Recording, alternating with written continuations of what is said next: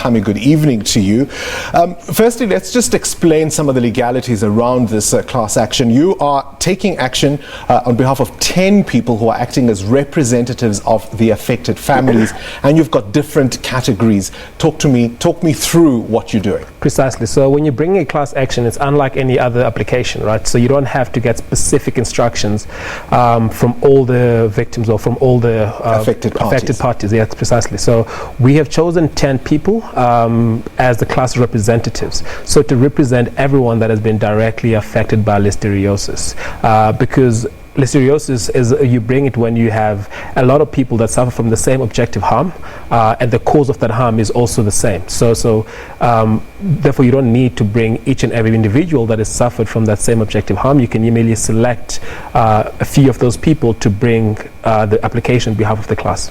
So you're looking at different categories of people who are affected. For example, people who died from obviously contracting listeriosis in this way, dependents of people who died, people who were affected but did not die, and dependents of those who were affected but who didn't die, for example. Precisely. So you've summarized all the class categories. So we've got 4 categories, exactly as you just explained. So people that contracted listeriosis but they've survived, people that died, dependents of people that died, people that were supporting people that had listeriosis, and they had a legal duty to support those people. So that's the category. Those are the categories of class of people that we're looking at. Now, you want liability from Tiger Brands, and you want compensation for your clients. Precisely. This is a civil case, so we're looking for compensation for each and every person that has suffered harm as a result of Tiger Brands producing and supplying these defective products. How much encouragement did you get, for example, from a completely unrelated case, but if we look at the Life Esidimeni arbitration matter, for example,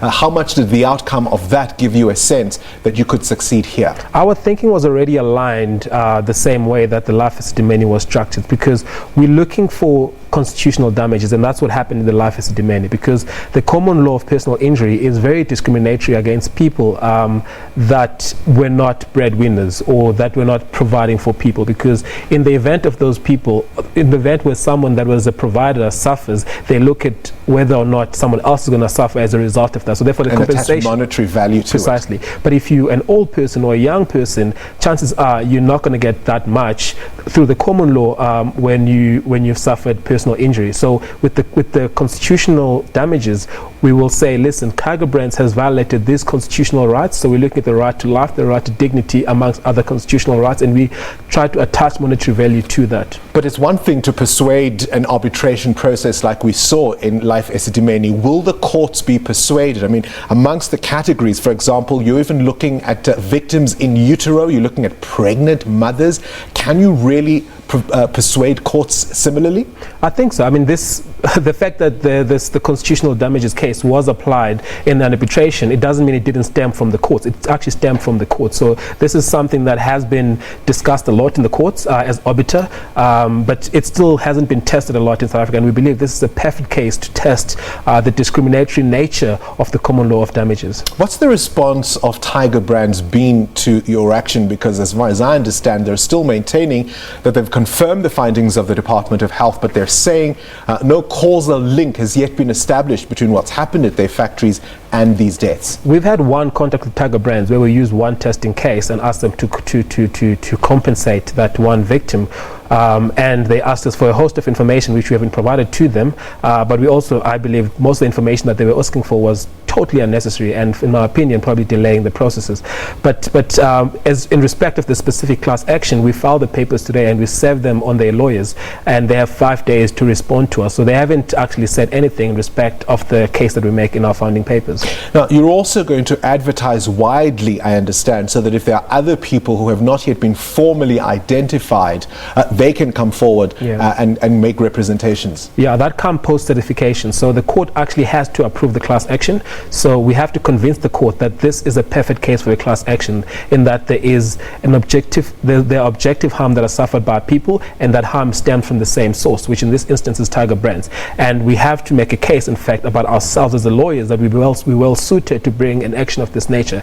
And after that, if the court does approve it, then we're going to have to let people know that the court has approved approved us to represent people under this class, and then people can opt out if they choose not to be represented by us, but they are assumed to be represented by us should we be certified until they opt out. Now, your case rests almost entirely on the fact that the strain that was found in the Polokwane factory affected mostly 91%, I think, as much as 91% of the victims. That is our whole case. The specific strain that is linked to the outbreak and which has been confirmed by the National Institute of Communicable Diseases through genetic sequencing is linked to the Polokwane operation. So as far as we're concerned, you can show the causation quite easily. So when you say the Tiger Brands were egregious in their conduct, what do you mean?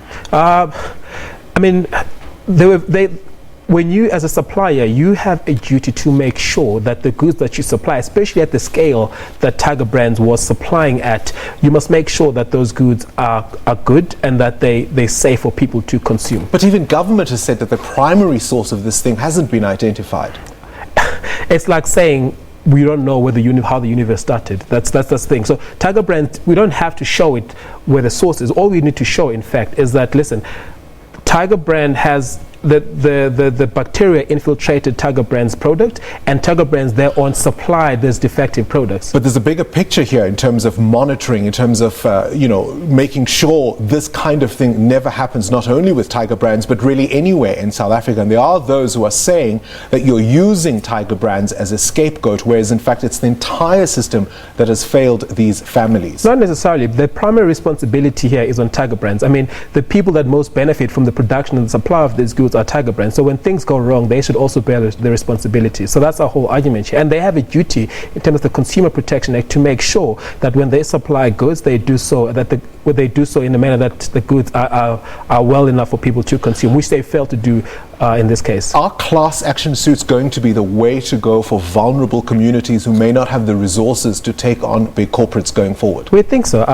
This case is better suited, and people that are poor, that have been affected by something of this magnitude, class actions are probably the best way to go, because you put everyone together and we represent them as part of the class. So we believe that this is the best way to solve situations of this nature that particularly affect those that cannot afford the legal fees. All right, we'll watch it with keen interest there. Thami Malusi, one of the lawyers behind that class action suit.